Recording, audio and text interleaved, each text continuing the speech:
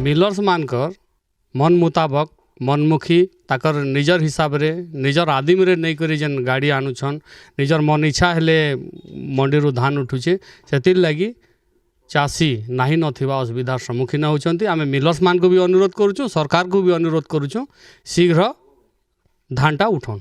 ईद काकर रे चाषी दीर्घ दिन रो मंडी रे धान पकई करी अटकी रही छे जद्वारा चाषी हंतसंत होती नाई नथिबा असुविधार सम्मुखीन होती। आगामी दिन रे एमती जदि चलिबो टोकन लैप्स हेबार बहुत चांस अच्छी आउ चाषी बहुत हैरान हरकत होती। आम सरकार को अनुरोध करुचु मिलर्स मान को अनुरोध करुचु शीघ्र चाषीर धान उठाइबा आम सरकार को अनुरोध करुचु। एटा तो आमर धान मन होगला ना एटा 4-5 दिन होगला ना मेल बाली तो आसबार नहीं धान नबार नहीं पूरे आमर एटा टोकन फोकन एटा कटि जीवा फिर आम केनता करमा एटा बहुत असुविधा हो जाए गाड़ी तो आसबार भी नहीं कि मेल बाले भी नबार नहीं धान स्टक रही जाए आमटा एटा राति भी आसिक जगुछुँ आया गाड़ी रे राति भी आसिक आम शुचुँ जल्दी टे आमर धान जाता बेले आम बहुत खुशी हेतु।